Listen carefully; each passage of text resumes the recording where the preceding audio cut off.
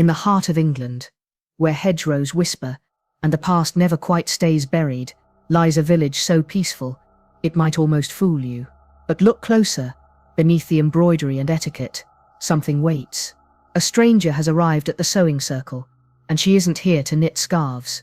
She's here to unravel lives. So settle in, listen carefully, and above all, watch what others miss.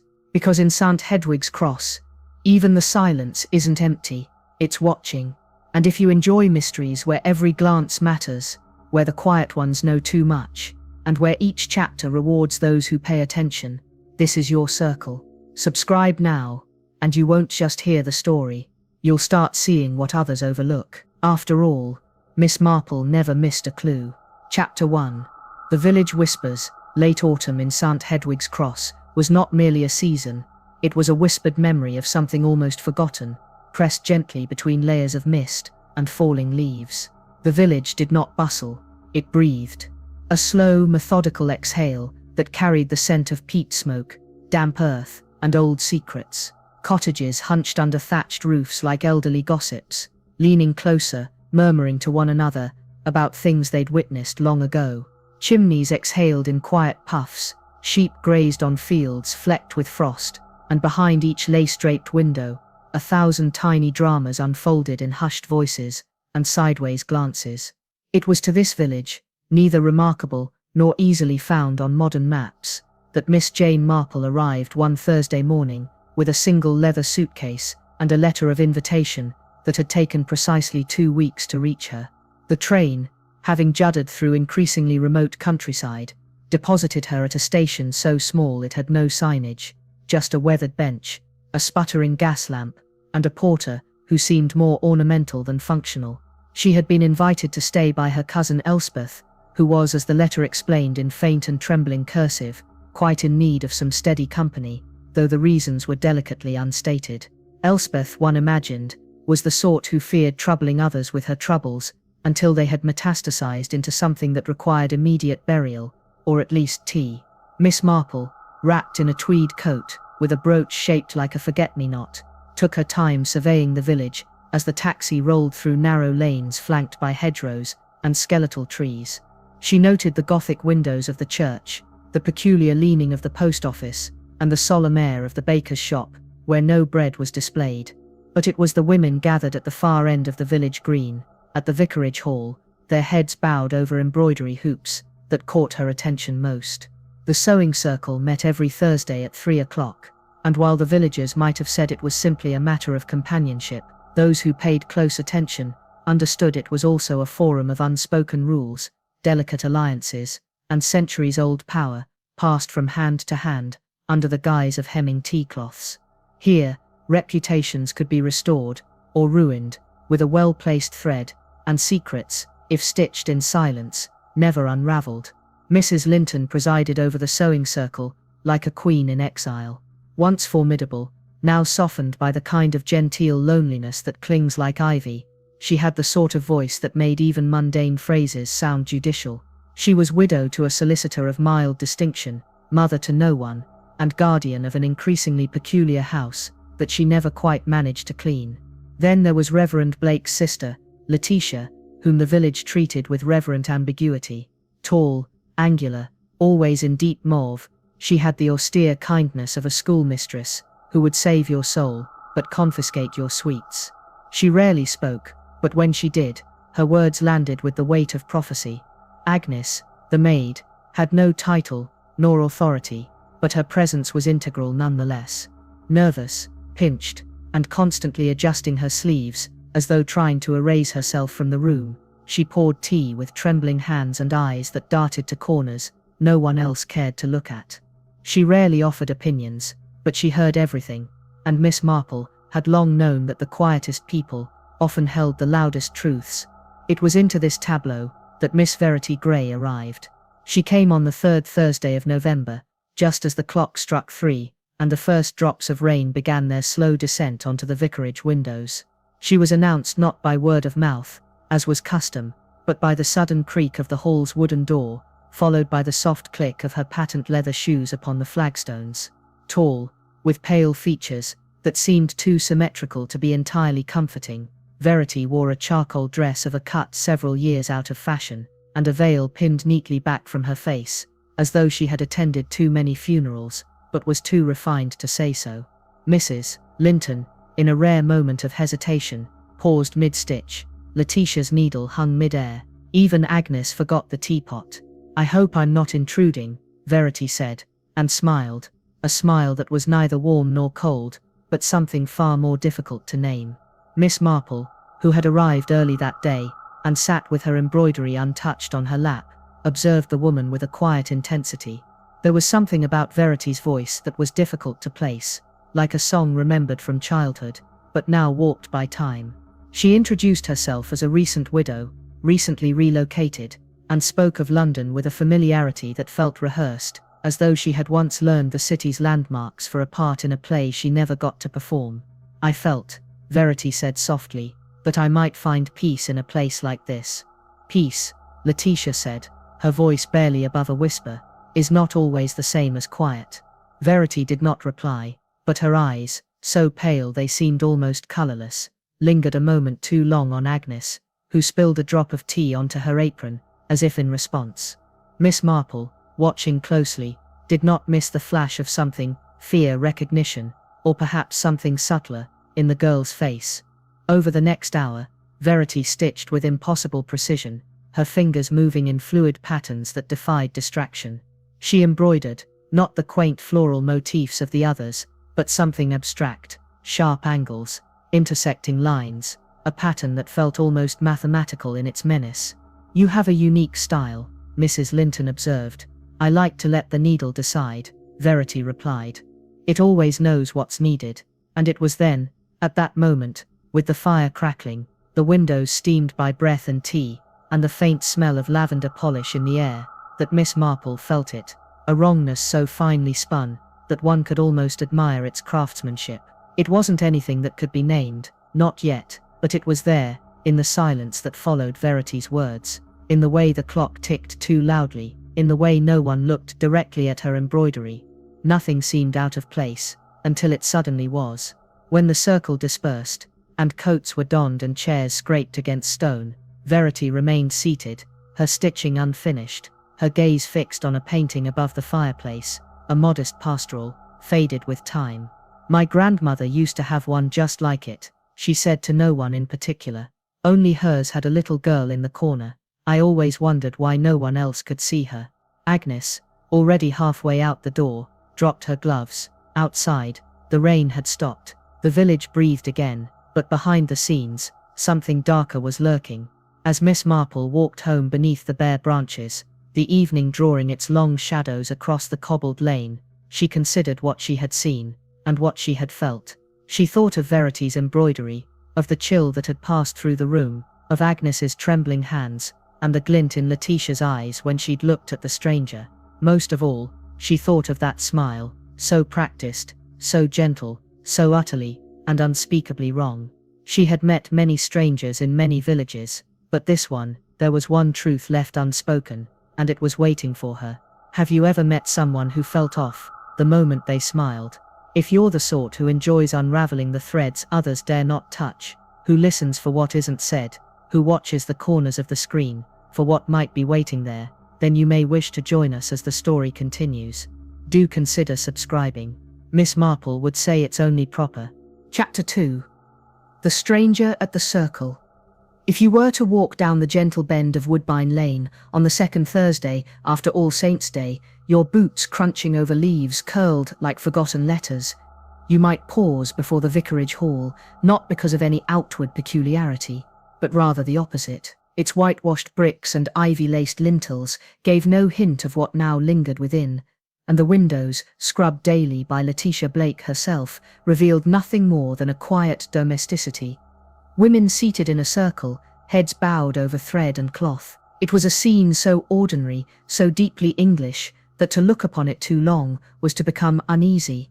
For there is something quietly unnerving about perfection when one cannot quite explain why it no longer fits. The sewing circle had resumed the week after Miss Verity Gray's peculiar arrival, and it did so with a renewed sense of civility, or so it seemed. The women, those stately arbiters of village decorum, had collectively decided to treat Verity not as an outsider, but as a curiosity wrapped in lace, a woman too elegant to be dismissed, and too inscrutable to be embraced. And so she was absorbed with caution, praised for her quick fingers, her impeccable eye for balance in stitchwork, her uncanny ability to choose just the right thread shade without testing it twice. Mrs. Linton, normally reserved in her compliments, declared Verity's hemwork as museum-worthy. Letitia, with one of her rare and troubling half-smiles, called her a natural medium for the needle. Miss Marple, ever the observer, stitched without haste or comment. Her eyes, behind those demure spectacles,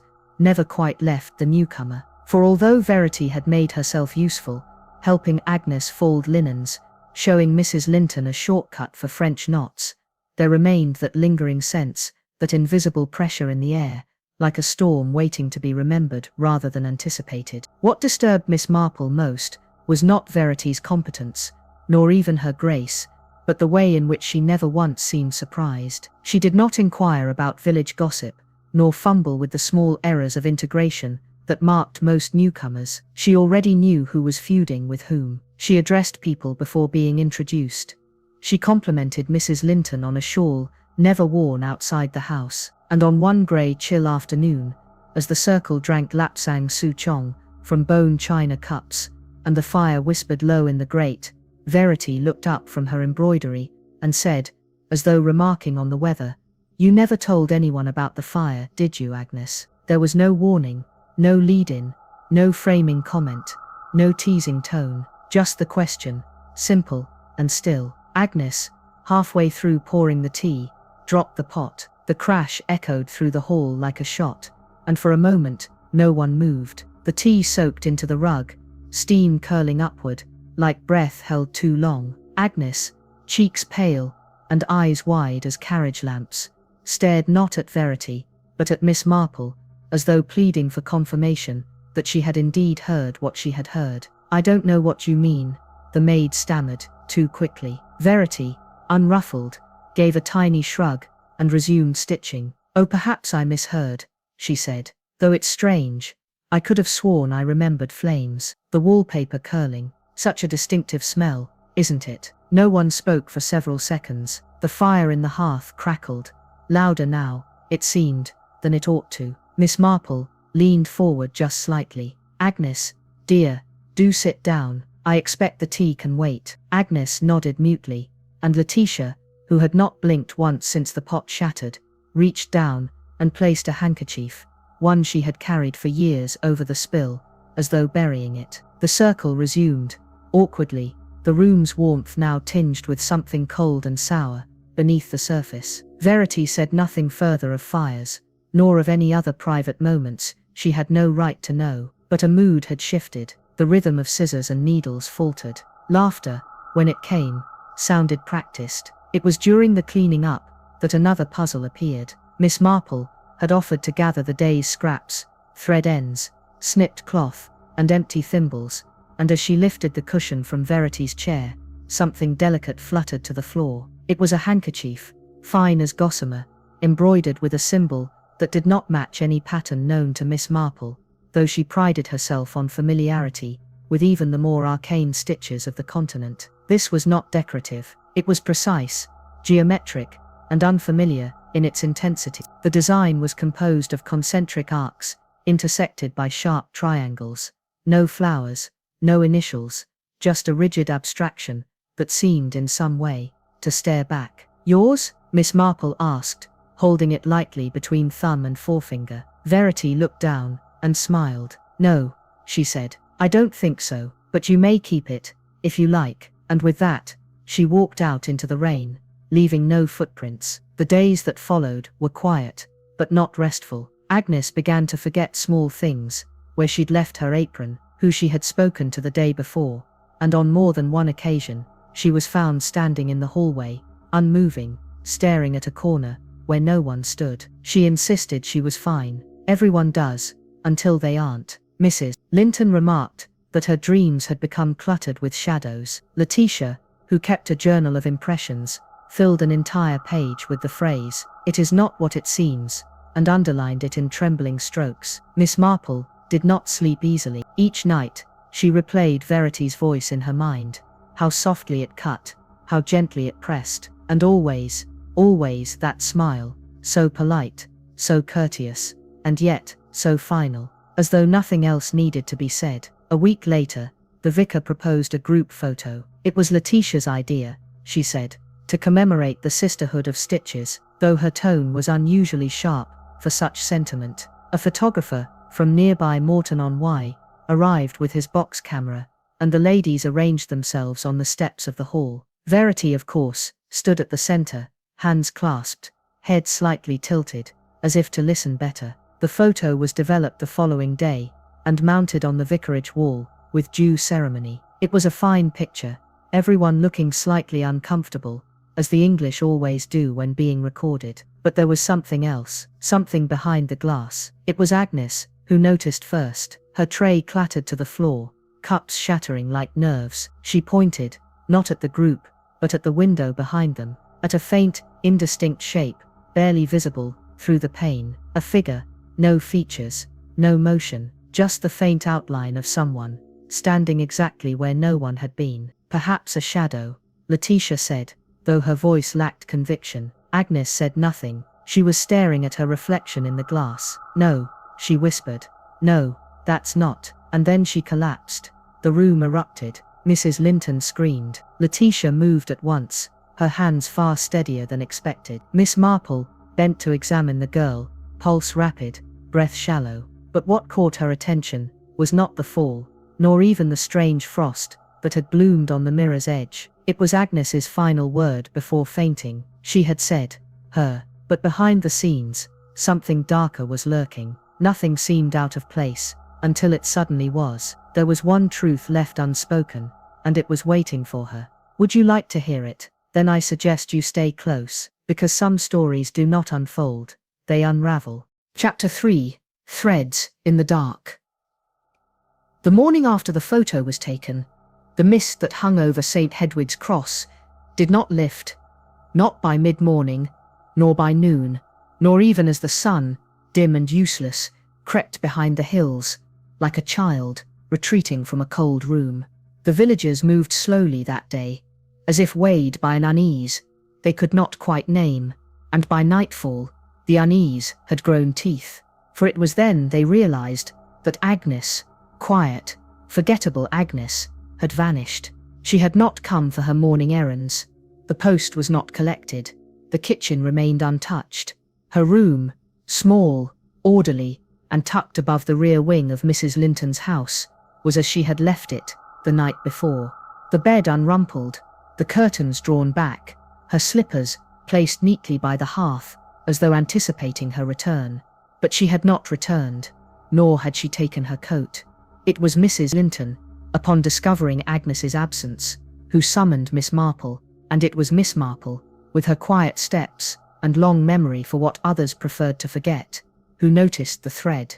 Just beyond the garden gate, where the grass dipped toward the common, a glint of crimson caught the eye, an errant scrap of embroidery, no larger than a thumbprint, stained darker at one corner. It had been stitched in a tight, looping pattern, not unlike the piece Verity had once abandoned, though this thread was coarser and uneven, as if sewn in haste or in fear. Miss Marple bent slowly, knees clicking in protest, and examined the fragment without touching it. Her lips pursed, for beyond the garden, through the thin veil of fog, and past the sloped hedgerows that formed a natural barrier, lay the old village well. It had not drawn water in decades. Its stones, mottled with moss and old lime, were rarely disturbed. The children, once warned away by tales of ankle-snatching spirits and curses sewn into stone, had long grown too modern for such nonsense. But still, none dared go too close, and yet that was where the thread led. Miss Marple followed it not in a line, but in a scatter, tiny flecks of red caught on the thorns, tucked into the grass, buried beneath frost-damp leaves. She reached the well in silence.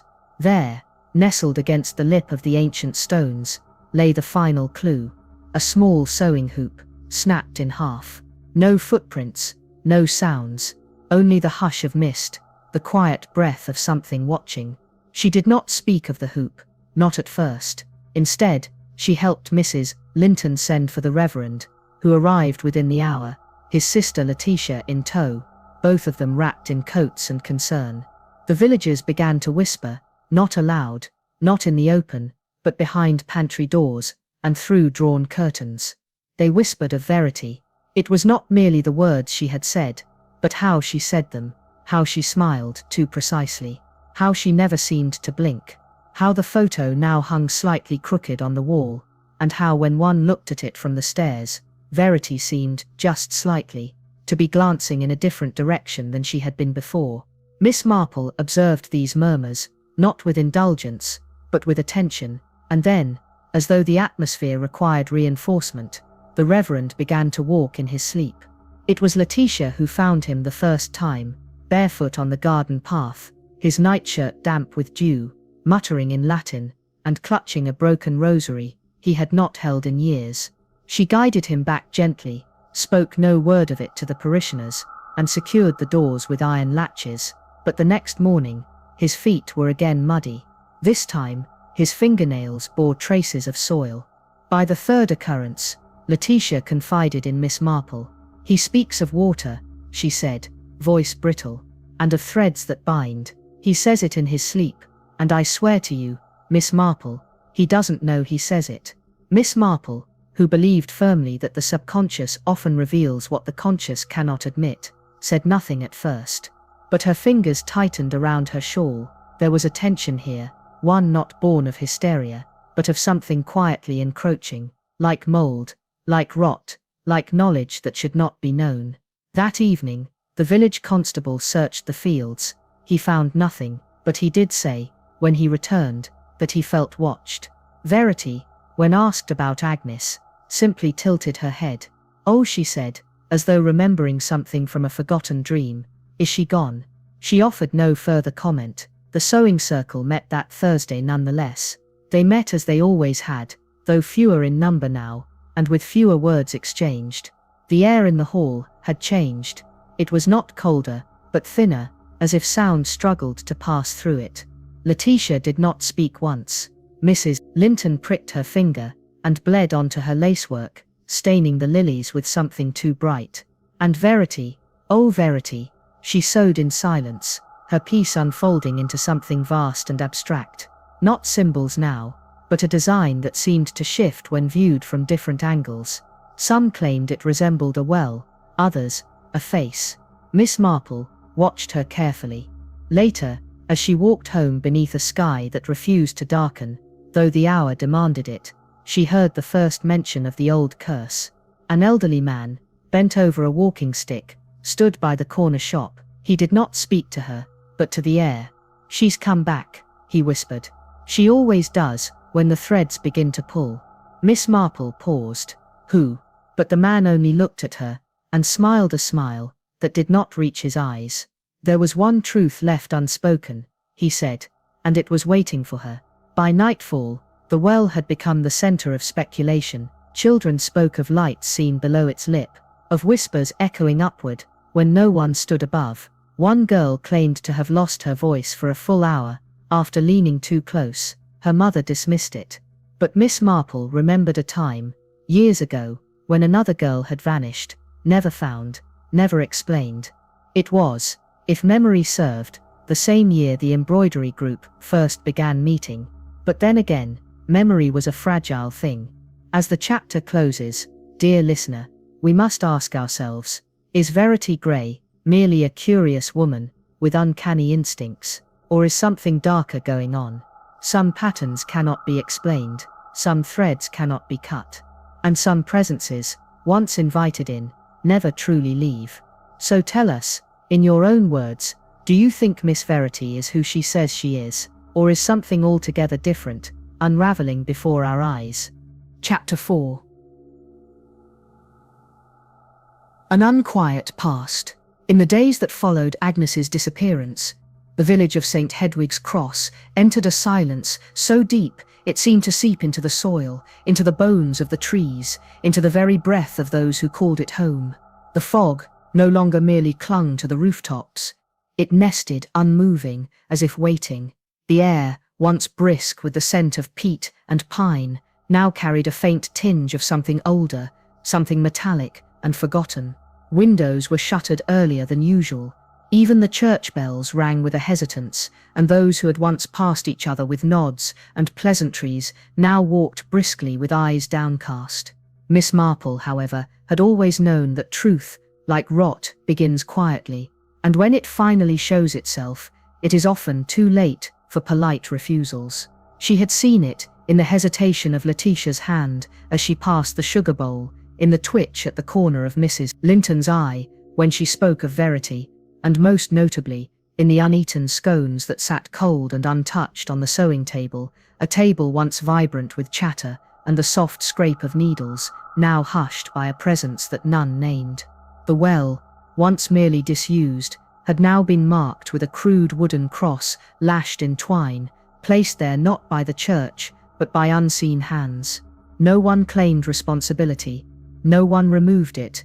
There was something about it that discouraged curiosity. It stood not in defiance, but in warning, a silent gesture that seemed to echo into the very soil. It was on the third day of Agnes's absence that Miss Marple, rather than join the others at the sewing circle, excused herself and took a deliberate path toward the vicarage library, where records, dusty, ignored, and tucked into quiet corners, held the sort of truths that did not make their way into parish newsletters. She began, not with birth records, but with burial ones. There, between the lines of ink, faded by age and damp, she found the name Isadora Vine, died November 14th, 1904, cause unspecified, remarks none, but the date, oh the date was peculiar.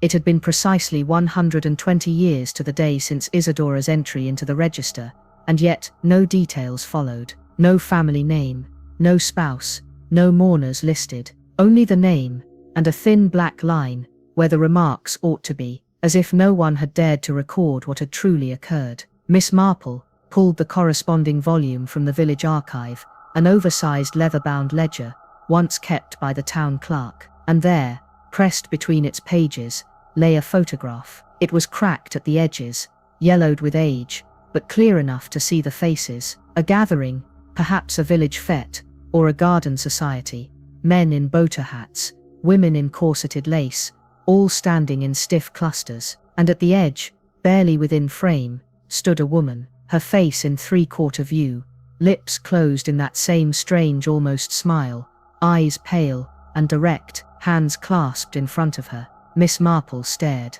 There could be no doubt. It was Verity Grey, not a relative, not a descendant, not merely a resemblance, the same woman, the same. Miss Marple did not gasp. She did not stagger, but she did, for the first time in many years, feel the bottom of her certainty shift slightly beneath her, and so she took the photo, folding it gently into her handbag, and walked to the churchyard, where the tombstones tilted, like old men dozing in the pews. She searched along the eastern wall, where names faded fastest, and eventually found it. Isadora Vine, 1871, 1904, and below that, only a line. She asked, and it was given. The meaning, at first, seemed poetic, even devotional, but as Miss Marple gazed at the inscription, she considered the implications of the word asked, what had been asked, and more importantly, of whom. Later that evening, she approached Letitia Blake, who sat at her window, as she often did now,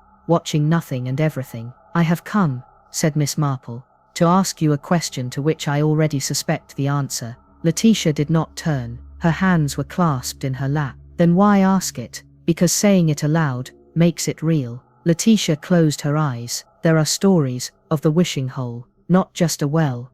"Oh no," Letitia said.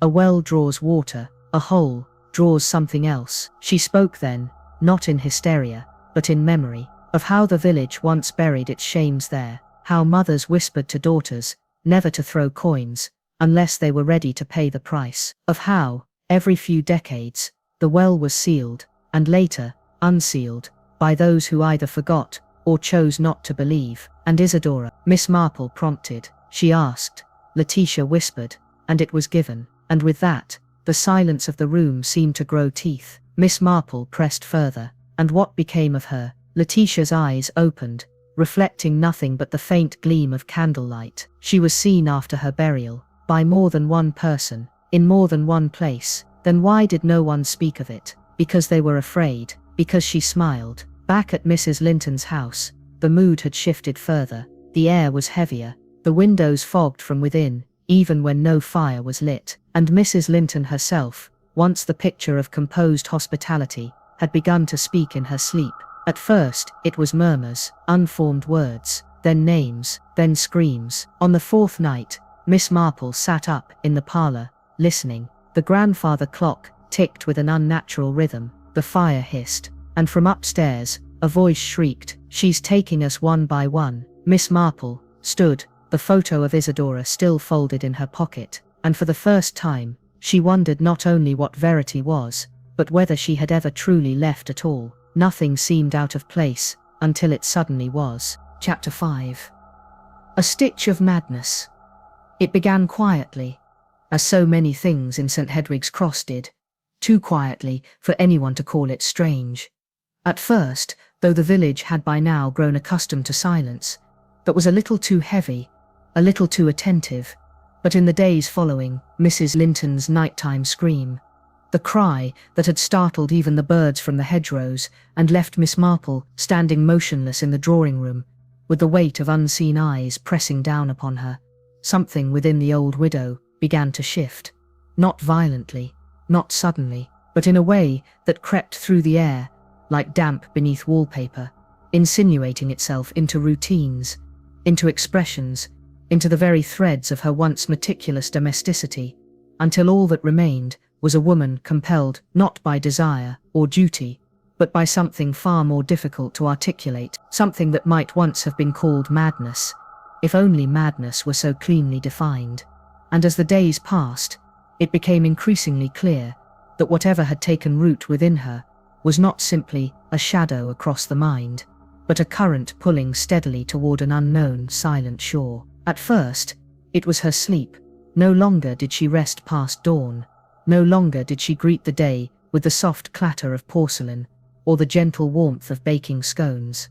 Instead, the moment morning's grey light filtered through the lace curtains, she would rise without hesitation, descend the stairs with silent precision, and seat herself at the sewing table before the kettle had even warmed, her movements mechanical, her gaze distant, and her hands, those once nimble instruments of domestic grace, now moving with a purpose so determined, so utterly unrelenting, that Miss Marple, who had remained in the house ostensibly out of courtesy, but in truth, because she understood better than most the importance of proximity in times of uncertainty, could not help but feel that each stitch was a word in a language no one else dared translate, a prayer offered in thread to something unnameable. Mrs. Linton no longer spoke much. When she did, it was clipped, uncertain, as if the words were not her own, or as though they had passed through some invisible filter that robbed them of their familiar cadence. And when she did not speak, which was most often, her attention lay wholly with her needle and cloth, her fingers darting in patterns that defied traditional logic, that abandoned the flowers and vines and gentle pastoral motifs of her earlier work, in favor of lines that twisted, crossed, and spiraled inward, until they formed symbols that seemed more like markings, sigils even, each imbued with a quiet and dreadful intent that no one could quite name, though Miss Marple, with her long history of observing what others overlooked, found herself increasingly certain that they were not original, that somewhere, in some other time or place, she had seen their like, not in parlours or on handkerchiefs, but in books that were never meant to be opened, in margins where monks had scribbled warnings, in corners of woodcuts, where the artist's hand had lingered too long on something meant to be decorative, but which hinted at understanding too deep to be safe. The patterns, once merely curious, soon became disturbing in their consistency. Again and again, the same motifs emerged, intersecting arcs, central knots, jagged flares, reaching outward, as if grasping for something beyond the cloth, and most hauntingly, the occasional appearance of letters, faint, almost accidental in their formation, yet unmistakably Latin, phrases half remembered from old hymns, from parish documents, and one, most notably, that appeared more than once, stitched into 3 separate pieces, over the course of a single week. Querita, et datia, it read, always in red thread, always at the margin, as if whispered rather than declared. She asks, and it is given. And Miss Marple, who had heard those words whispered once before, in an entirely different context, long ago, in a case that had never quite resolved itself, felt a peculiar chill settle over her thoughts each time she encountered them anew. One afternoon, as the wind rattled the panes, and the fire refused to catch, Miss Marple examined the most recent of these works, left draped over the arm of a chair near the hearth, its thread still taut within the hoop, the needle piercing the cloth at a precarious angle, as if frozen mid-thought. The design was more complete than before, more exacting, its central figure now unmistakably symmetrical, with 4 arms radiating from a central knot, and curved lines encircling it like a wheel, not for movement, but for imprisonment, for containment, perhaps even for invocation. And as she studied it, she recalled the handkerchief Verity had once disavowed, the scrap recovered from Agnes's garden, the etched design upon the back of that wooden chair in the vicarage hall, the one Agnes had so often favoured, now rarely used, now distinctly avoided. That same chair, Miss Marple had noticed, bore a mark, subtle, yes, but there, a branding not burned by hand, but imprinted by presence, faint and shallow, and yet unmistakably the same symbol, that wheel with its grasping lines and silent core. And though she said nothing at the time, she had run her fingers lightly across its surface, and found the wood unusually cold, as if the mark itself repelled warmth, as if it refused the memory of heat, as if something long asleep had reached out in the dark, and pressed itself, ever so lightly, against the world of the living. Then came the morning when Mrs. Linton did not rise, not early, not at all. Letitia Blake was summoned with all haste, arriving breathless, her composure already frayed by her brother's nightly wanderings, and the mounting weight of that terrible quietude, which now hung over the village, like a second fog. They ascended the stairs together, Letitia and Miss Marple, their steps muted, their thoughts unspoken, and when they entered the room, they found her in bed, eyes wide open, but unmoving, her chest rising and falling, with the shallow rhythm of breath, unaccompanied by consciousness, her lips parted slightly, her hands rigid at her sides, and between them, cradled like something both sacred and accursed, the embroidery hoop rested, finished, complete, and bearing once again that final dreadful motif, now rendered with such clarity, such perfection, that Miss Marple felt not merely horror, but awe, as though she stood before a truth too immense for human shape.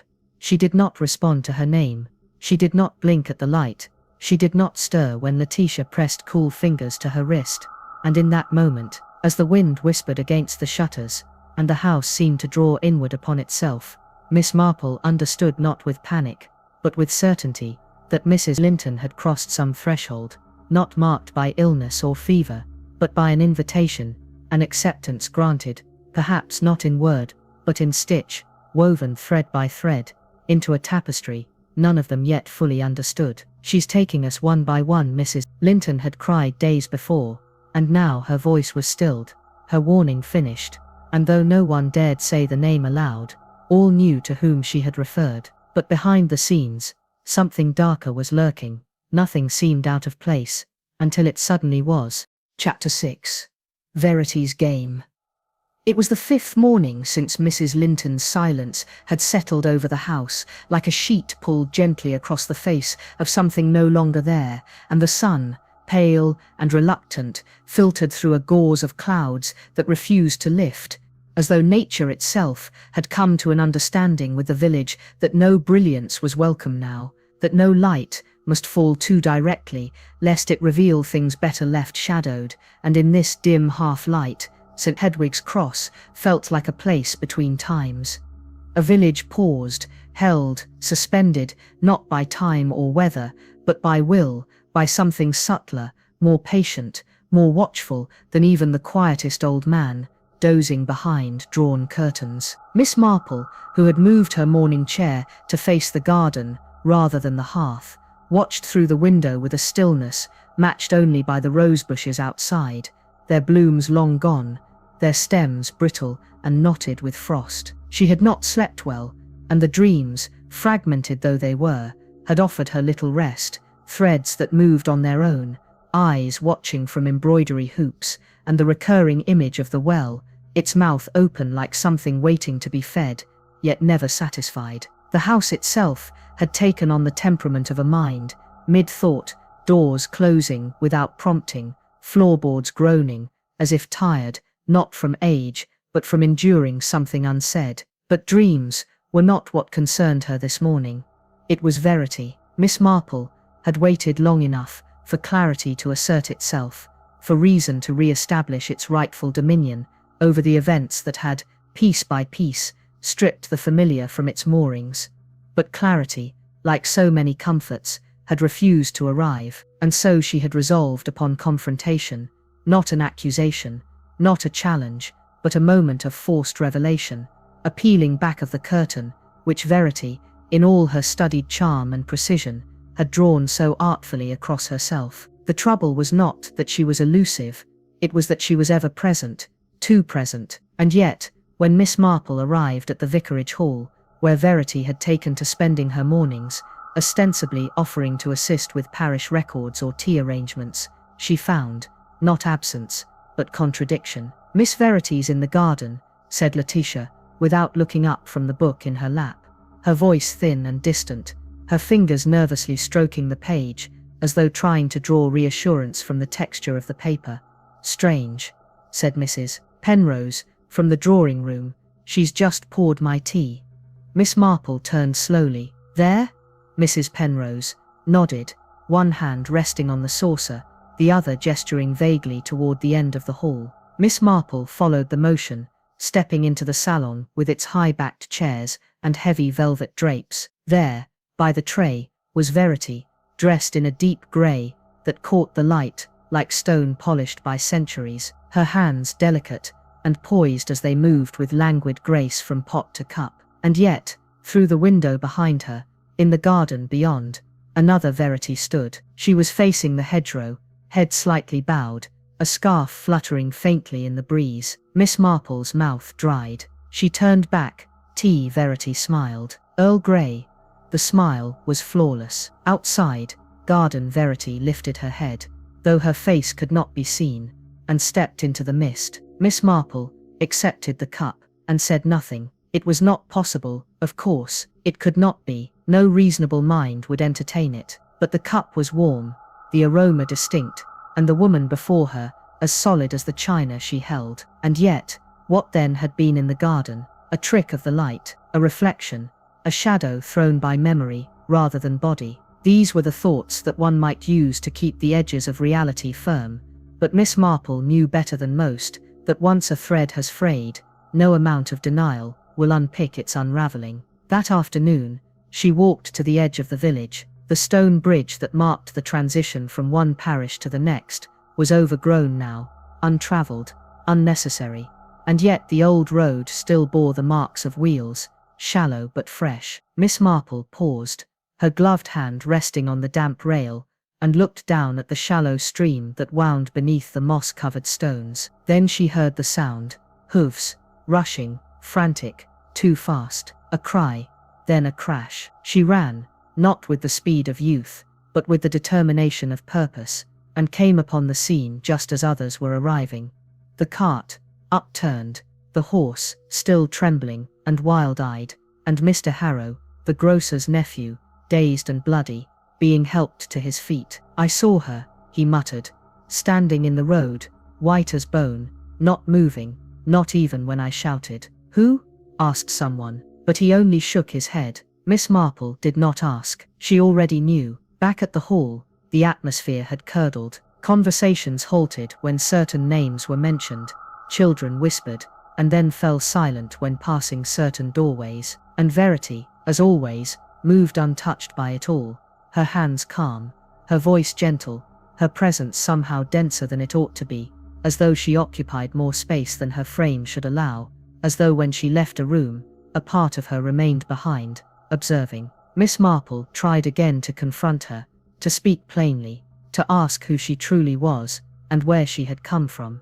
But each time, the moment collapsed beneath the weight of civility, of decorum, of that careful smile that turned every pointed question into the rambling of a forgetful aunt, and there was always someone present to distract, always another reason for delay. She was never alone, except when she was everywhere, but others were beginning to notice. The village had always been a place of reason, of recipes passed through generations, of predictable rows in council meetings, of harvest schedules, and hymnals and tea measured by the spoon.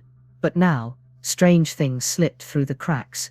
Clocks ran backward for seconds at a time, cats would not pass certain thresholds, the church bell rang once at midnight, and then again with no one pulling its rope. Letters disappeared before reaching their addressees. A mirror in the post office cracked from within without impact. Miss Marple, seated once more in the garden, her eyes on the well, now quietly fenced off by someone's hand, but still deeply present, asked herself, not for the first time, what would you do if your village turned against logic? She did not answer, because she already knew. There was one truth left unspoken, and it was waiting for her. But behind the scenes, something darker was lurking. Nothing seemed out of place, until it suddenly was. If you haven't subscribed yet, perhaps now is the moment, not simply to stay informed, but to stay ahead. Miss Marple never missed a clue, because the unraveling has begun. Chapter 7. The Lost Needle. It had always been the attic, of course. In any house built before the invention of reliable memory, there is always one room where time has been asked to stay too long, where objects no longer speak but wait, where silence has not simply accumulated, but congealed. The vicarage attic was such a place. It was not locked. It was merely ignored, which Miss Marple often thought was the most effective form of concealment.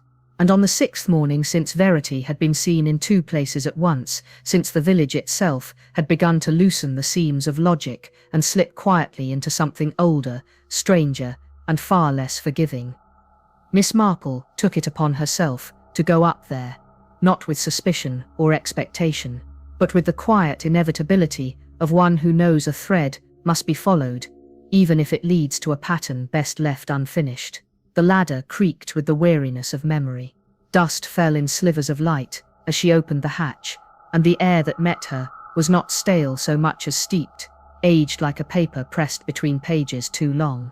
She climbed slowly, breath measured, heart calm, as though entering a space consecrated not by prayer, but by the sheer weight of things forgotten. The attic was cramped, cluttered in the way only English attics can be, trunks with broken latches, hat boxes with labels, long faded, chairs with cushions like collapsed lungs, and everywhere, fabric, folded linens, bolts of lace, lengths of muslin, and broadcloth, most yellowed, some fraying, but all unnaturally untouched by moth or mildew. It was as though the attic itself had been warded not by intention, but by association, by fear. Miss Marple moved carefully, brushing her gloved fingers over the edges of boxes, until one, pushed behind a wardrobe that listed like a ship run aground, caught her eye. It was unlabeled, sealed with twine, and covered with a film of dust too even, too perfect. She untied it with care. Inside, atop a collection of brittle newspaper clippings and old church records, lay a diary. It was small, bound in leather, so dark it might once have been burgundy, but had long since surrendered to black, and when she opened it, the first page was dated October 1903. The name inside was written in ink, gone rusty, Eleanor Stokes. Miss Marple sat on an old steamer trunk and began to read. The entries began innocently enough, observations of village life, updates on a cousin's pregnancy, a new embroidery pattern, learned from a visiting Frenchwoman, but soon the tone shifted. Eleanor spoke of her sewing circle, how proud she was of its members, how devoted they were to their Thursday meetings, and then how those meetings had begun to change. October 23rd, Agatha's pattern today was strange. None of us had seen it before, And yet when we looked closer, we each realized we had stitched something similar in recent weeks. It feels as though our hands move before our minds instruct them. Margaret laughed and said it was a gift from the muses, but I am not so sure. October 30th. The dreams are shared now. We compared them, cautiously, over scones. A door in the ground, a voice beneath the thread, hands too many, sewing without fabric. I have begun to dread Thursdays. November 6th. We tried to stop. We said no more meetings for a while. But that very night, Margaret arrived with a basket of tea things and insisted we gather, just to maintain the habit. She smiled too often, too sweetly. Her needle moved even as she spoke. The ink blurred slightly where Eleanor had written that final phrase, as though her hand had trembled or the nib had hesitated, and Miss Marple turned the page with growing unease. The entries became shorter, more frantic. The handwriting deteriorated, looping, jagged, ink pooled in blots. Eleanor stopped referring to the other women by name. November 10th. I no longer know if we are meeting to sew or to be sewn. We do not laugh. We do not stop. The pattern calls us. And then November 13th. One day we woke up, and we weren't us anymore. The line had been pressed so deeply into the paper, it was etched, not written, and Miss Marple ran her fingers lightly over it, feeling its quiet desperation. It was a statement, not a metaphor, one that rang with a terrible finality. The final page trembled as she turned it. She's coming through the tea. There. The line broke off. The pen tore the paper in its final stroke. The ink bled down the page like something torn from the throat, not finished but abandoned, interrupted by force or fear, or something far worse, something that made words impossible. The silence in the attic seemed to lean closer, not louder, but fuller, as if the very air had grown aware of what had been unearthed. Miss Marple closed the diary slowly. The attic around her felt darker now, not in light, but in presence. The fabrics no longer lay still, they seemed to watch. She remained seated for a moment longer, the journal pressed against her chest, as though holding it might slow the quickened beat of her heart, though she knew the rhythm had already aligned itself with something deeper, more ancient than pulse. A draft, imperceptible at first, rustled a length of muslin near the eaves, somewhere beneath the floorboards. A small sound echoed upward, not a creak, not quite, but the subtle sigh of something that stirs when acknowledged. She placed the diary into her handbag, her fingers brushing the brass clasp, and as she descended the ladder, one careful step at a time, she did not look back, not because she was afraid, but because she knew, with absolute certainty, that if she did, something would be waiting for her gaze to meet it. She did not speak of what she had found that day, not to Letitia, not even to herself in the mirror that evening. For some truths do not need to be spoken to be understood. They linger, waiting for acknowledgement, for admission, for repetition. The diary's presence was enough. Its words now sat within her, whispering not with volume but with insistence. She could feel them in her fingertips when she handled her own embroidery, in the pause before a needle passed through fabric, in the stillness of thread that should lie dormant, but felt poised. The pattern had begun again, and this time, it would not wait to be invited. Chapter 8. The Wishing Thread. The day Miss Marple returned to the sewing circle began with the kind of brittle, lingering frost that clung not only to hedges and railings, but also to the air itself, as if even the atmosphere had decided to stop moving, to stand still and listen for something just beyond the threshold of hearing. The sun did not rise so much as hover weakly behind a veil of cloud, casting a wan silver that made shadows look misplaced, as if they belonged to something or someone not quite present. The village was quieter than usual, the hush not from absence but from anticipation, like an audience waiting for the curtain to rise, though the performance had already begun without them. And as Miss Marple walked the familiar cobbled path toward the vicarage hall, she noticed the absence of birdsong, the peculiar stillness of curtains half drawn in windows that normally welcomed the day, and the faint impression that every inch of St. Hedwig's Cross was listening as intently as she was. Inside the vicarage hall, the lamps were lit, but their glow seemed muted, and Miss Marple noticed at once that something was amiss, not loudly, not jarringly, but subtly, unmistakably. It was the rhythm of it all. The women sat where they always sat, their sewing baskets opened just so, their teacups arranged with an almost reverent symmetry, yet there was no conversation.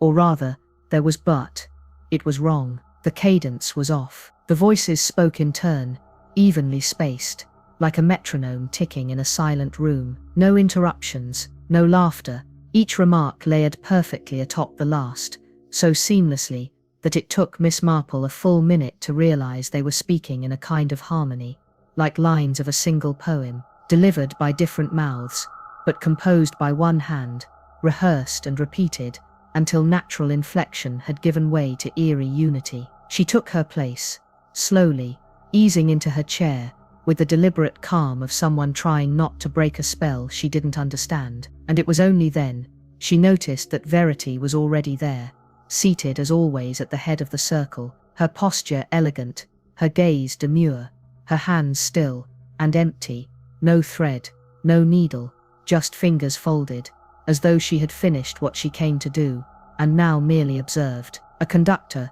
whose orchestra needed no baton. And yet, in the center of the table where she sat, there lay a skein of thread, deep red, too vibrant to be ordinary, glinting faintly in the lamplight, like something metallic or alive, the hue of dried blood, polished to a sheen, or perhaps a ribbon unraveled from some ceremonial robe, never meant to be worn by hands of flesh. No one touched it, not directly, but it was from that skein that each woman now drew her fiber, snipping a length, threading her needle, and sewing with an intensity that bordered on trance. Their hands moved with the same rhythm as their voices, and the pieces they worked on, different in surface, yet somehow identical in effect, each bore a symbol Miss Marple now knew too well: the wheel, the knot, the grasping arms. She said nothing, for to speak then would have been like coughing during prayer. Instead, she stitched, slowly, cautiously, pretending to follow the pattern she had brought, but instead, watching, listening, counting. 7 women sat in that circle. She knew them all by name, knew their habits, their little tells, and yet today, they were different. Their movements were too fluid, their eyes never met hers, and every so often, as though compelled by some unspoken cue, they would glance at Verity, not fearfully, not adoringly, but with the blank serenity of someone who has already handed over the map of their soul. And still Verity said nothing. It was Letitia who broke the silence. "Do you like it?" she asked, gesturing with her chin toward the red thread. Miss Marple paused, her needle hovering. "It's very fine," she replied, adjusting her spectacles, feigning curiosity where dread had begun to settle. "It grants wishes," said Mrs. Penrose, her voice light, almost playful, the tone of a child, explaining the rules of a game long learned by heart. "Little ones," added Judith Gray. "Little things. You think them, and then you sow them, and then they happen." Miss Marple blinked. "Truly?" "Oh yes," said Letitia. "I wished for my rheumatism to ease. It has. See." She wiggled her fingers, which had always been gnarled and slow, now supple and smooth. "And I," murmured Mrs. Penrose, "I wished for silence, for the noise in my head to stop. And has it?" The older woman nodded, her smile thin and strained, as if drawn on with a trembling brush. Miss Marple looked around the room. Each woman nodded, each had a story, so mundane, so sincere, that it took her a moment to realize none of them had actually said what the cost had been. Because something had been paid, that much was clear. She thought of Agnes, of Mrs. Linton, of the others who had vanished, or changed, or simply become something quieter than they had ever been. She thought of the diary in her handbag, of Eleanor Stokes and the words etched in desperation: "We woke up, and we weren't us anymore." Verity, still silent, reached for the skein. Her fingers brushed it, but did not pull. Instead, she tilted her head and looked at Miss Marple, with something that might have been affection,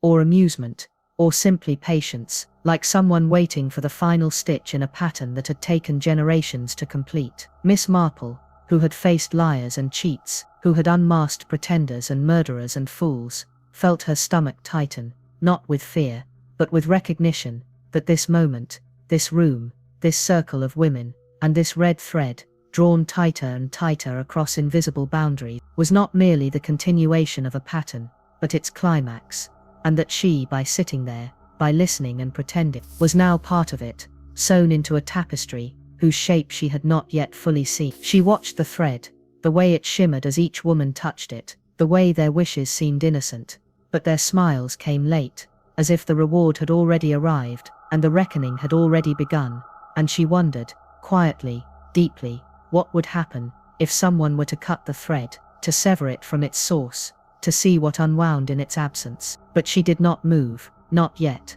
Chapter 9. The Well Pact. It began, as many dangerous truths do, not with a confrontation, but with a whisper, so faint, it was almost a feeling, the prickle of memory against the nape of the neck, the kind of intuition that clings to you long after the sound has faded, the kind of certainty that does not shout, but waits, patient and quiet, beneath the surface of thought, like the needle, already threaded, poised to stitch, long before the fabric arrives. After the meeting at the sewing circle, after the red thread, after the chorus of shared wishes, after the glance from Verity that had felt less like a gesture and more like a verdict, Miss Marple returned home, not in haste, not in fear, but in that peculiar state of calm, reserved for moments when the world tilts just slightly off axis, and one chooses, quite deliberately, to keep walking as though nothing has changed, even though everything has. That night, the rain fell, not in great sheets, not in violent thunder, but in a steady rhythm, like the ticking of a very old clock, the kind kept in the back of forgotten chapels, the kind that does not count time but remembers it.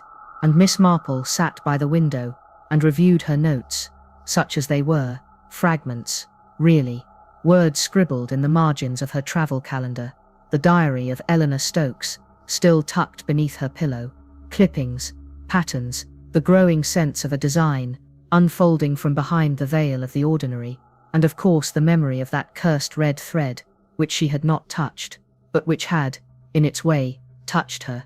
And so, after midnight, when the world had quieted just enough to allow secrets to breathe, she lit a lamp, slipped on her dressing gown, and descended into the vicarage archives, not with the rush of revelation, but with the ritual of one who understands that truth is not uncovered in a moment, but slowly unwound, as if from a spool. The vicar, bless him, had long since taken to sleeping with a whistle beneath his pillow, and a dog-eared copy of sermons, never delivered beside the bed, and he stirred not at all, as she passed, nor did Letitia, whose sleep had grown fitful, her dreams peppered with words she no longer remembered upon waking, words that might have been her own, or someone else's entirely. But Miss Marple moved like a shadow that had been waiting to return to its place. She unlocked the archive room with the same key Letitia had forgotten she gave her weeks ago, and as she entered, she felt, not a chill, but a presence, a sense of eyes unblinking, of pages that had not been turned in decades, blinking open, like moths, disturbed by the wrong kind of light. The records were arranged by decade, bound in leather and dust, each one a relic of meticulous English bureaucracy, a memory, encoded not in thought, but in ink and binding. But she was not looking for facts now, she was looking for patterns, and it was in the logbook of 1903, coincidentally, or not, the same year Eleanor had begun her diary, that she found it, an unassuming ledger, marked simply donations and charitable societies, a title so unassuming that it took her several pages before the oddity became apparent. At first, the entries were mundane: blankets for the workhouse, donations for the widow Bennett, hymnals for the temperance choir. But midway through the year, a new line appeared, added in a different hand: funds reserved for the Hedwig Pact. No explanation, no receipts, the same phrase repeated, once each month, always followed by the same symbol, a symbol she now recognized, etched faintly beside the name, like a signature, not of ink, but of allegiance, the wheel, the knot, the arms that reached outward, as if from within. She turned to a second volume nearby, bound in green, with a ribbon frayed by use. It was a journal, not of sermons, but of private thoughts, written in the hand of the then vicar, a man named Edwin Voss. He wrote of his congregation, of their oddities, their sorrows, their secrets. But in late autumn, his tone changed. October 17th, 1903. They call it a circle, but it is no longer a meeting of friends. It is something else. They speak with the same voice, they stitch with the same rhythm, and when I asked what it meant, they smiled. Not cruelly, not kindly, but as one. October 29th. Isadora is not one of them, or perhaps she is. It's difficult to say. She leads without leading. She answers before questions are asked. I watched her place her hand on the well's rim this morning, and speak, though I could not hear the words. November 4th. I dreamt I was standing at the pulpit, and no one listened. They all sat with their backs to me, sewing in silence. When I called out, they turned in unison, and each wore my face. November 12th. She is not a woman, she is a remembrance, a contract given shape, a pact written in thread, and carried in hands too eager to wish. Miss Marple closed the journal, and sat back, the breath in her lungs feeling less like air, and more like dust reclaimed from long-buried volumes. She understood now that Isadora Vane had not been accused falsely, nor truthfully, of witchcraft. That word had been too small, too crude. She had been something else, not a conjurer, but a vessel, a channel, a voice in the dark for those too afraid to speak their longings aloud. The well had not been cursed, it had been asked, and it had given. She returned to her room just before dawn, carrying the books with her, their weight not cumbersome, but undeniable. She laid them gently on her desk, hands trembling slightly, not with age, but with anticipation, and then, as she turned to draw her curtains, she noticed her suitcase, still latched from her arrival days ago,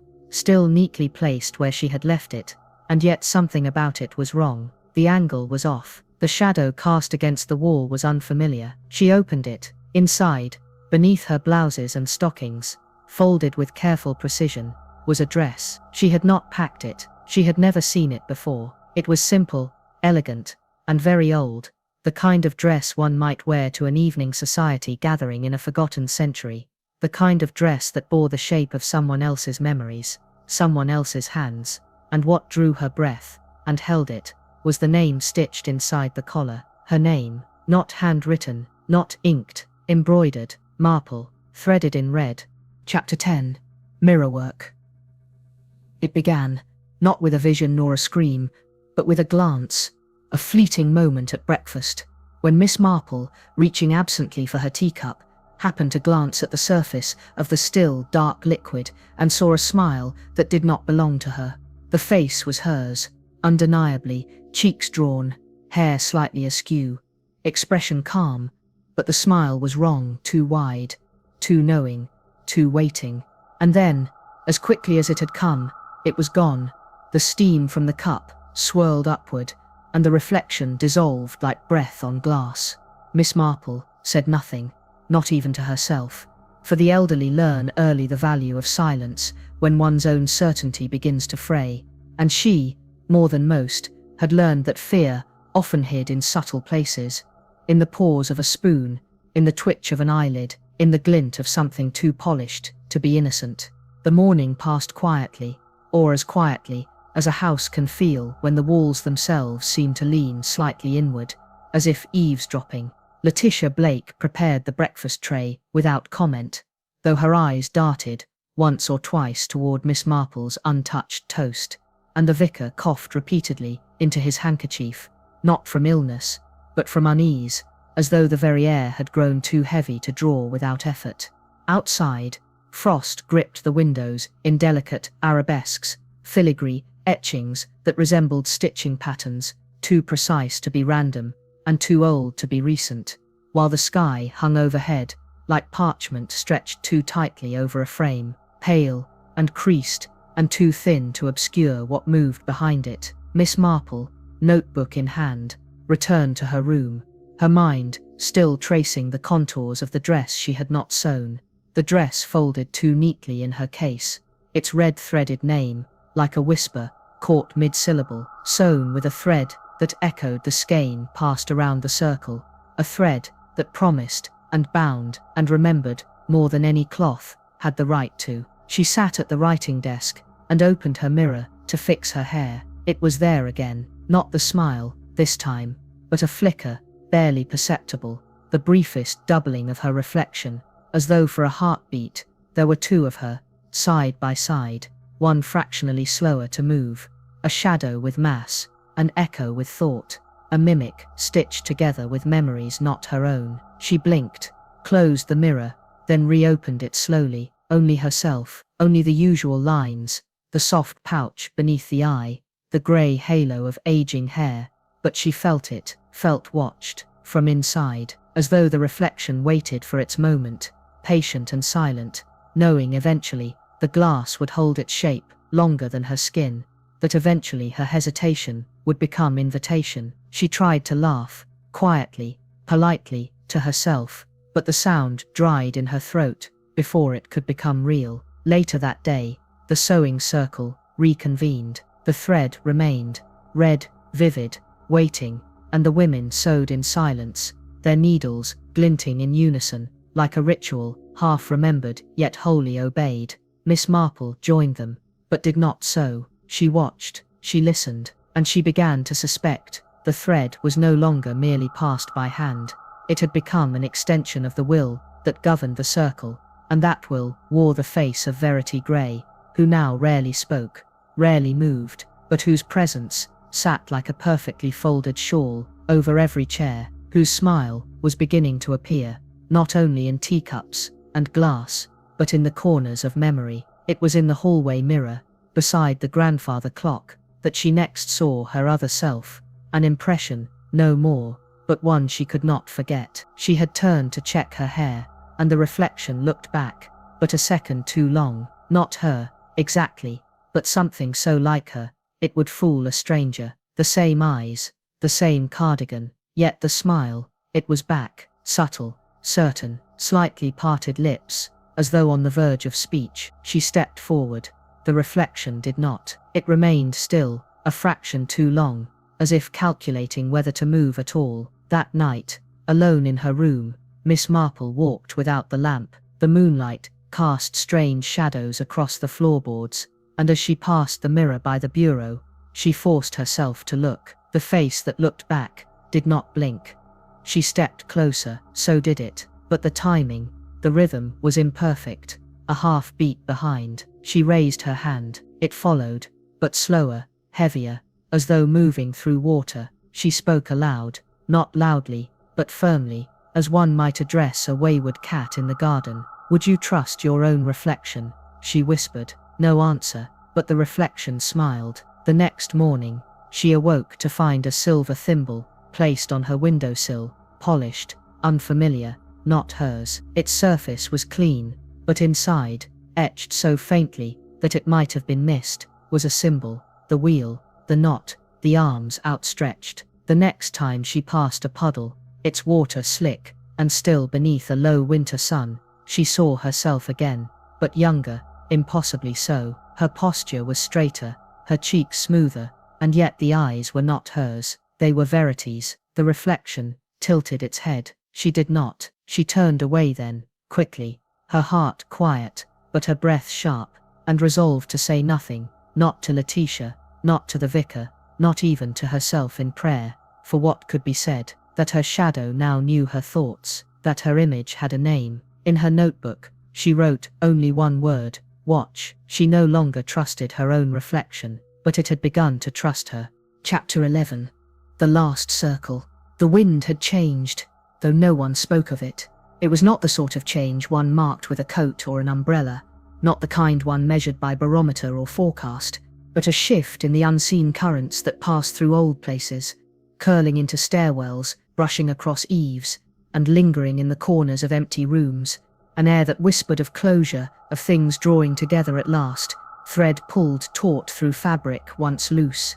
When Miss Marple awoke that morning, she knew, without proof, without conversation, that this day would not end as the others had, for it would not end at all in the same way. Her breath caught as she looked toward the window. Frost again, this time in spirals rather than webs. Patterns too deliberate to be random. Patterns she recognized, not from memory, but from stitching. She dressed carefully, deliberately, choosing garments not for warmth nor appearance, but for memory. A brooch from her first investigation, a ribbon whose thread she had never quite trusted, the familiar weight of an old watch pinned at the heart. Her coat, though freshly brushed, felt heavier than usual, as though the fabric bore the weight of more than its own stitching, as though it had absorbed the gravity of what was coming. In her pocket, as always, the diary, the thimble, the folded scrap of red thread. The village was silent as she stepped outside, the early morning air, neither crisp nor biting, but still oppressive in its restraint, like the held breath before confession.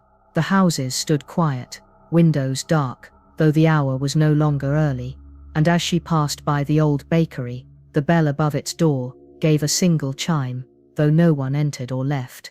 The vicarage door was ajar, gently, as though expecting her. Miss Marple did not knock.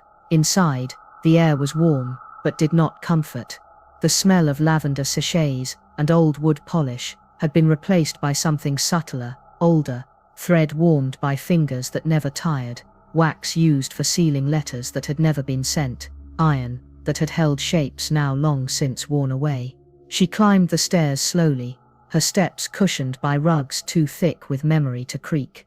When she reached the upper corridor, she did not pause at her own room, nor at Letitia's door, but walked on toward the vicar's study, past the portrait of his predecessor, whose eyes had begun, so she had fancied, to follow her of late.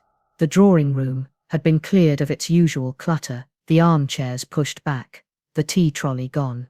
At the center of the room sat the sewing circle, 6 women, each in her customary place, hands folded in laps, backs straight, eyes forward, and in the center of their gathering, on the floor beneath the gaslight chandelier, lay an embroidery hoop far larger than any practical work would require. Its circumference spanned several feet, its wooden frame darkened by age, and perhaps by something else. And threaded across its span, fine red and gleaming faintly, was a pattern still in progress. Verity sat at the head of the circle, or perhaps at its heart. It was difficult to tell, for in that moment she seemed both leader and follower, guest and host, her face calm, her expression unreadable, her hands resting on the arms of her chair, unmoving, fingers gently curved, as though still holding a needle long set aside. One seat was empty, Miss Marple's. They were waiting. She did not speak, neither did they. The silence was not strained, not charged. It was total, enveloping, complete. As she stepped forward, slowly, cautiously, she looked into the faces of the women she had known so well for so long, Letitia Blake, Mrs. Penrose, Judith Gray, and the others, and saw something she had not expected. Not fear, not relief, but flicker. For just a moment, just long enough to doubt herself, their features shifted, a blink, a turn of the head, and Verity's eyes appeared in Letitia's face. The tilt of Verity's smile played across Mrs. Penrose's lips, Judith's hands clasped, too gently, too elegantly, not like Judith at all. Each of them, everyone, became Verity for an instant, as if trying the shape on for size, testing the seams of their borrowed faces. The embroidery hoop glowed faintly, not from any lamp or candle, but from within. The red thread shimmered, its taut lines catching no light, but casting it all the same. And on its surface, the design took form.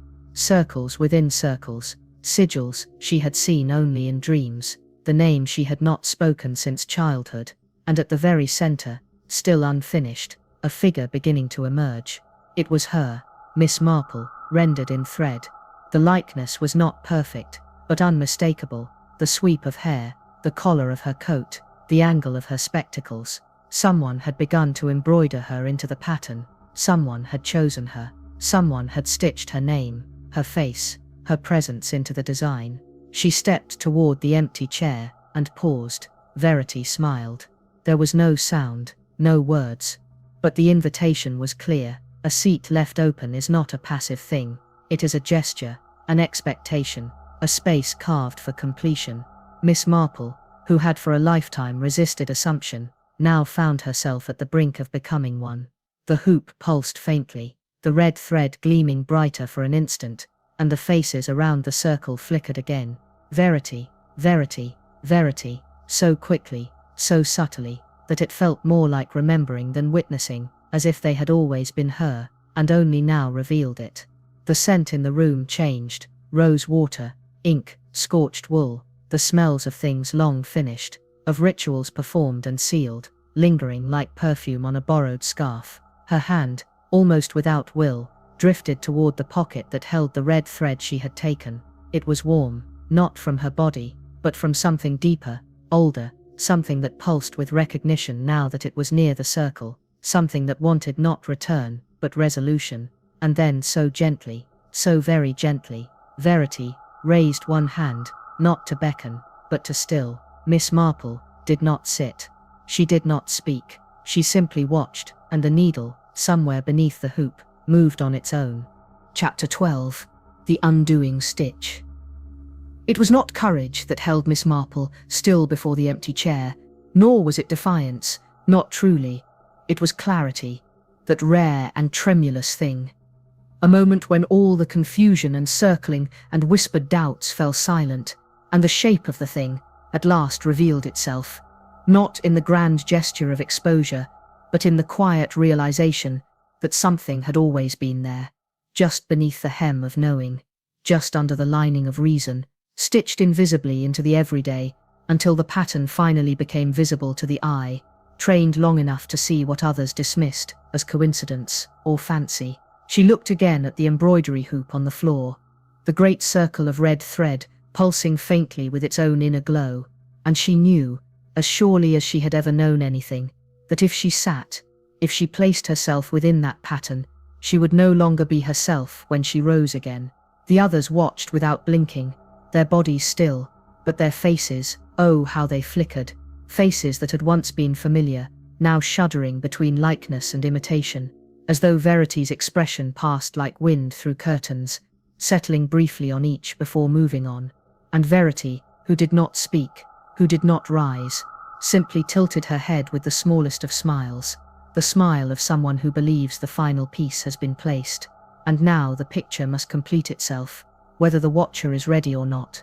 The smile of a woman who has waited for centuries, not to be remembered, but to be resumed. But in Miss Marple's pocket, tucked beneath the diary, and the thimble, and that small scrap of thread that still warmed her hand like breath, lay a memory, a passage half remembered, scribbled in haste by a hand that had trembled a century ago.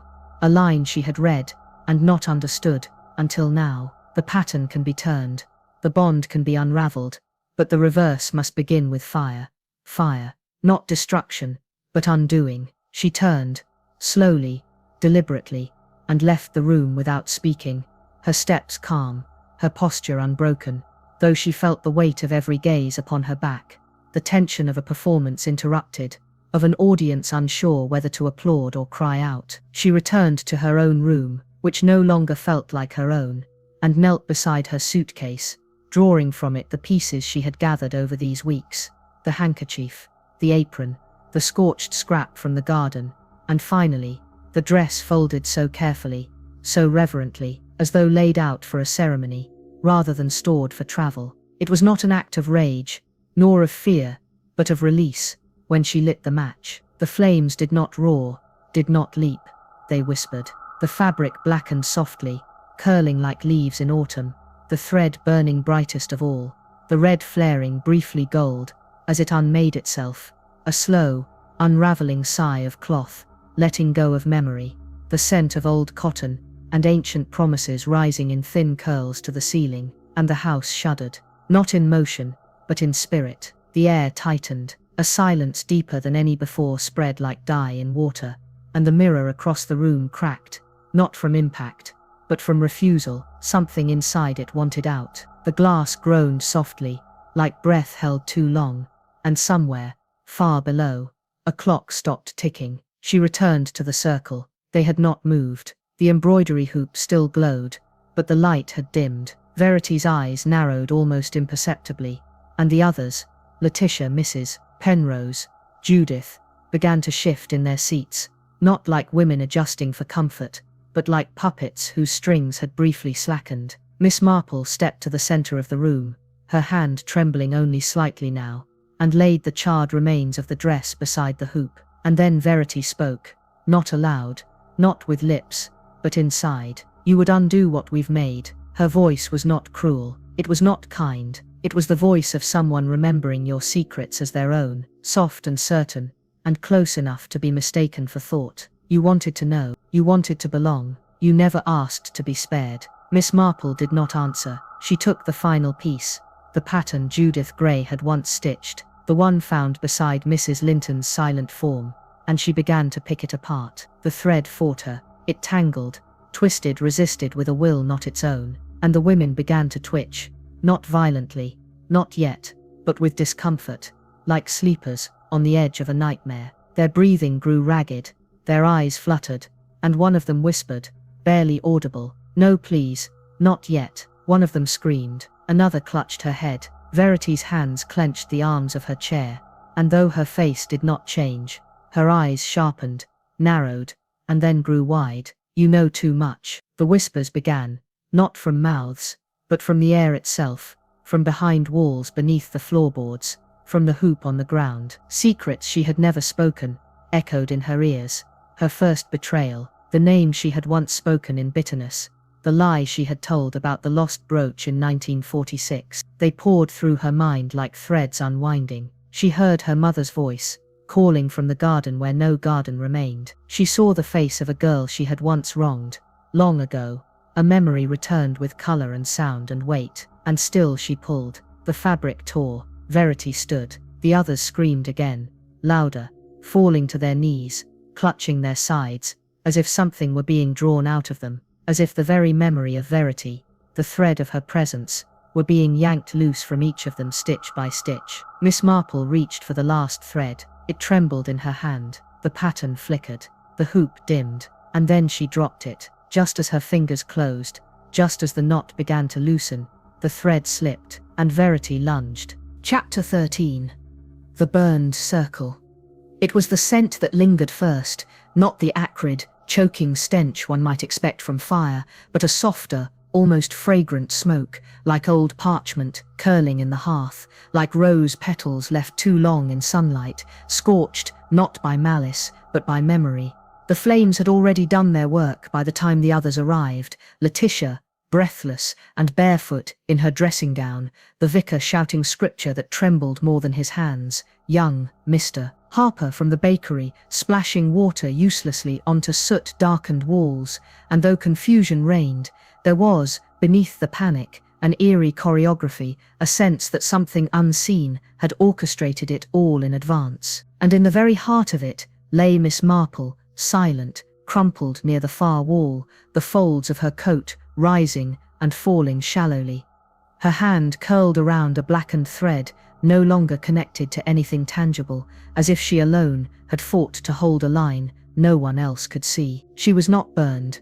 This was the first thing Letitia noticed. The second was that she seemed not to sleep, but to listen. Her eyelids fluttered, her lips parted, and though no sound escaped, one had the sense that something moved between them, an echo of unfinished words, an answer to a question never asked. They pulled her from the smoke with hands that trembled and prayed and did not know why. And when she was laid out in the corridor, coughing gently, eyes closed, the door behind her groaned shut with a finality that silenced even the flames. She awoke in a room she did not recognize, though it felt vaguely familiar, like a childhood dream revisited after decades. The walls were whitewashed, the furniture sparse, and a faint draught stirred the lace curtains, though the window was closed. On the wall, a single sampler hung the alphabet in fine cross-stitch, each letter neatly formed, except one, the V, which had been left conspicuously undone, as though the hand that had begun it had paused, hesitated, and never returned. Letitia sat beside her, pale and composed, with a quietness that felt less like calm and more like absence. "You gave us a fright," she said, smoothing the sheet with hands that did not seem to belong to her. "There was a fire in the drawing room, the embroidery hoop. It caught. We don't quite know how, no one remembers, but we pulled you out, thank heavens." Miss Marple did not answer. Her eyes drifted across the ceiling, which bore no cracks, and yet felt broken. She watched the light on the wall shift, watched the shadows lengthen and thin, like stretched fabric, watched as the silence thickened into something far more solid than air. Later, when her strength returned, she walked the vicarage halls, her footsteps slower, more deliberate, as though each floorboard might open into something deeper. The drawing room, or what remained of it, was unrecognizable. The walls had blackened into a kind of charcoal skin, cracked and peeling at the corners. The chairs had vanished, the hoop was gone, and the floor where it had once rested had sunk inward ever so slightly, as if the very earth beneath had been hollowed out, breathed in, and not exhaled. She stepped carefully to the center, paused, and bent. The floor was warm,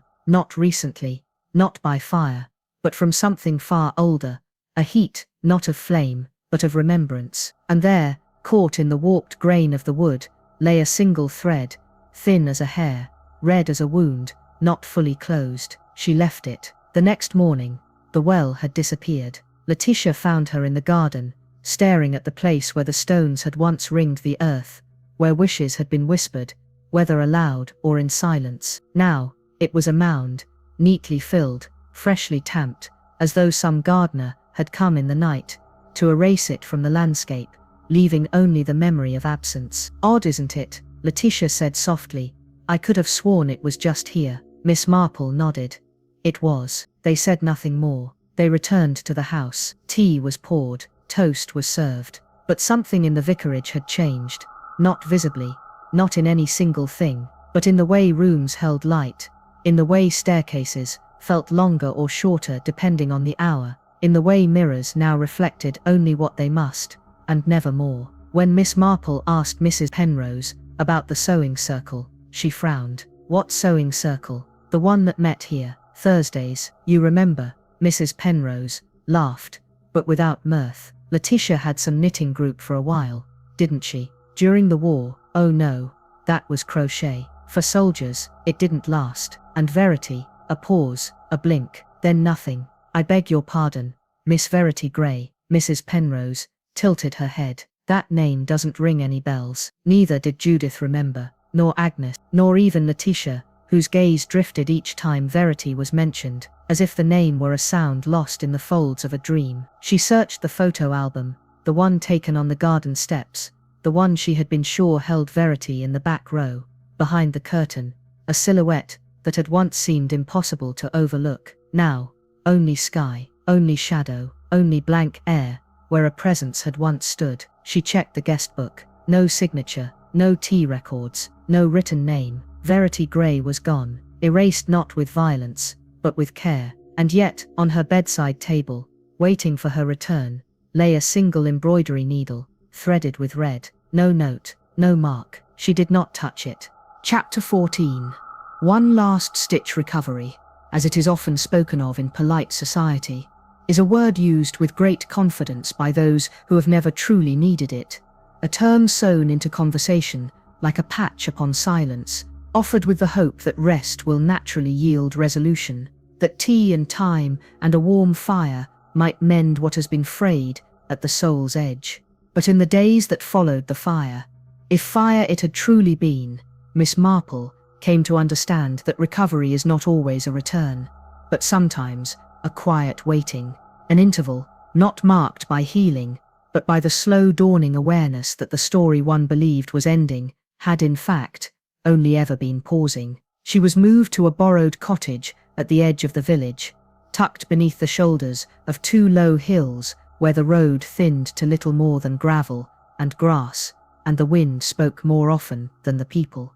The place had been prepared for her, too well, she thought. The bedsheets bore no crease, but smelled faintly of lavender, recently laundered. The cupboard was stocked with precisely the tea she preferred, and someone had placed a sprig of rosemary on the sill, for remembrance. No one spoke of who had arranged it, no one visited. The firewood replenished itself, as though time moved differently there, as though something unseen had taken to caring for her with a gentleness that felt more watchful than kind. She moved slowly through the days, her body intact, but her mind still brushing up against the edges of something it had not fully left behind. She took her tea at dawn, facing east, and listened to the silence that seemed to hang from the eaves, as if the house itself was holding its breath. She did not write, nor read. Her hands, usually so nimble with needle or note, remained still. It was on the 4th morning, though it may well have been the 5th or 6th, for time had begun to unravel, at the same slow pace as her thoughts, that she woke earlier than usual, not startled, but summoned. The air in the room was neither cold nor warm.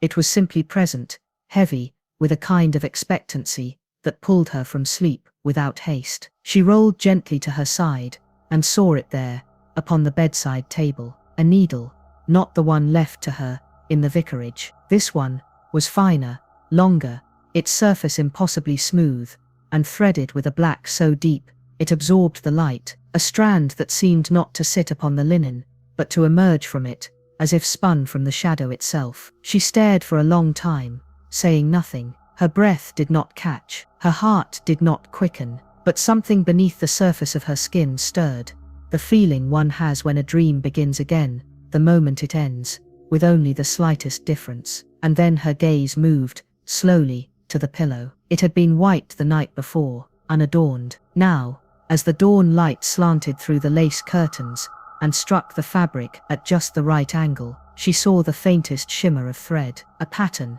not embroidered, not stitched, not in the traditional sense, but formed nonetheless.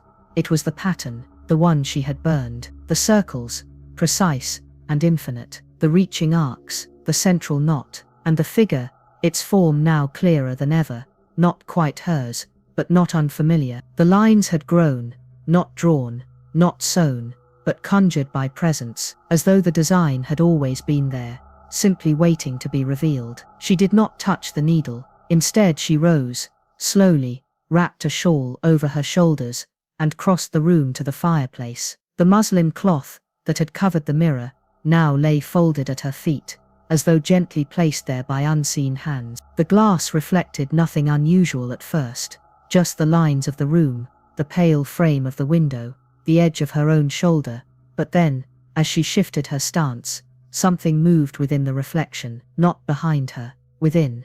Verity. She stood not as a spectre, not as an apparition flickering at the periphery of sight, but as a clear, still presence in the mirror. Her face was calm, composed, her hands folded before her, her posture elegant, her eyes watching, not with malice, nor with affection, but with the patience of something very old and very certain. Miss Marple did not turn around. She kept her eyes on the glass, on the woman who was not there, and yet so undeniably present. Verity's mouth did not move, but the room shifted all the same. The light dimmed, the air drew close, the needle gleamed faintly, and from somewhere, far off, beneath the hills, or within the walls, or perhaps only in the corners of her own mind, came the sound of laughter, soft, high, not mocking, not warm, simply inevitable. She did not move. The mirror held. Verity watched. The pattern on the pillow glimmered faintly, and the needle remained threaded.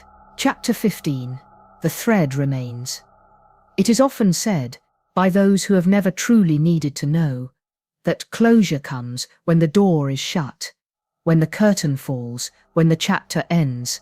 But for those who have stood long enough in the quiet that follows, who have listened not to the echo, but to the space that produces it, closure is not a final word. It is a pause in the stitching, a knot that slips rather than tightens, a loop that waits to be drawn closed, and sometimes it never is. In the days since Verity vanished, if vanish is the word at all, Miss Marple had walked not toward answers, but into the space where answers had once seemed to stand, now emptied, now quiet, and yet more full of presence than ever before, as though what had been driven away had simply moved deeper into the weave of things, waiting in silence. The cottage, nestled among low mist-streaked hills, had grown quieter, not merely in the way of sound, but in essence, the kind of stillness that settled into the walls, into the floorboards, into the breath between sentences that were never spoken aloud. The needle remained on the bedside table, threaded still, with that unnatural black strand that gleamed not with sheen, but with something like intent. It was never displaced, never dusty. The air around it felt denser, expectant, as if the thread waited, not to sew, but to be accepted. Each morning unfolded with a sameness that felt designed. She woke not to birdsong or bells, but to a single sigh from the rafters, as though the house exhaled her into wakefulness.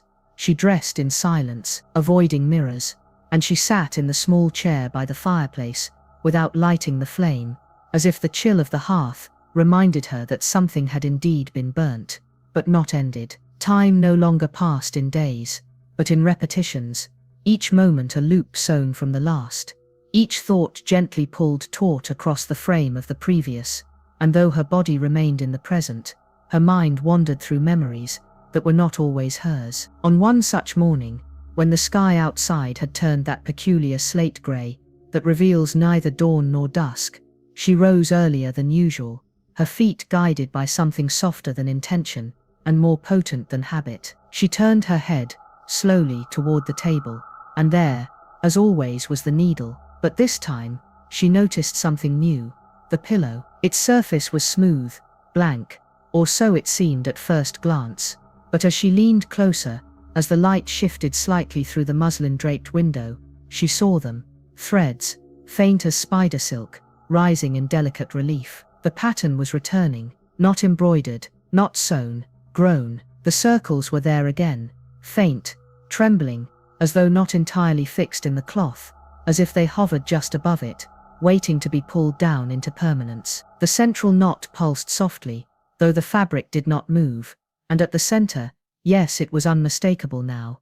The figure was no longer a suggestion. It was her, Miss Marple, or something that bore her shape. She did not speak, she did not reach for the needle, she simply sat back and watched. It was then that she heard it, faint at first, like wind through keyholes, but then clearer, shaped, tonal, laughter, not joyous, not cruel, but inevitable. It came from everywhere, and nowhere, at once, from the air itself, from beneath the floorboards, from the corners of her thoughts. It echoed without bouncing, it filled without weight, and she knew, without question, who it was. Verity. Miss Marple rose with slow grace, her limbs guided less by muscle than memory, and moved toward the mirror, above the fireplace. The cloth, that had once covered it, was now folded neatly at its base, as though placed by a hand that knew precisely what gesture meant. The mirror held no reflection at first, only light, and then shadow, and then form.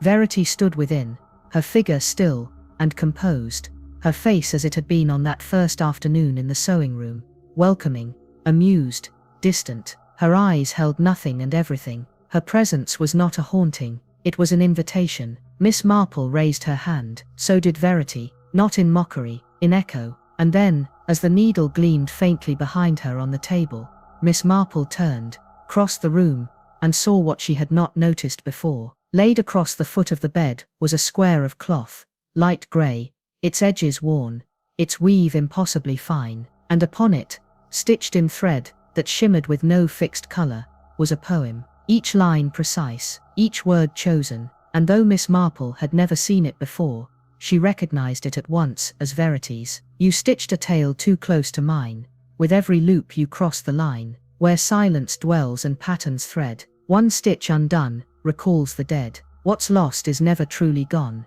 just folded back, a darker dawn. And when you think the past won't speak, she whispers from the fabric's cheek. You watched, you knew, you tried to flee, but who now threads the next, if not me? She read it once, then again, and when she folded it carefully, and placed it within the drawer, she did so not with dread, but with the reverence one grants to things that are not finished, only paused. She sat again in her chair, watched the window as the wind moved the lace curtains, not inward, not outward, but across, and in the mirror, the space behind her shifted, the pattern on the pillow remained, the needle, black-threaded, waited, and Verity smiled. Miss Marple closed her eyes. In every quiet village, some threads are better left unstitched. She did not expect an answer, but the silence replied, softly, without echo, with presence. But who will tell the next tale? And if you've stayed, if you've watched, if you've listened, perhaps you noticed what others did not. The clues were there, the thread ran from start to end, visible only to those who paid attention. Did you see her watching? Did you feel her shift? Were you sure it was only a story? Perhaps it was, perhaps not. Before we part ways, a quiet request. If you have journeyed this far, if you have felt the pull of the thread and the weight of the stitch, do subscribe, for this tale was sewn with you in mind, and the next, it waits, it always waits.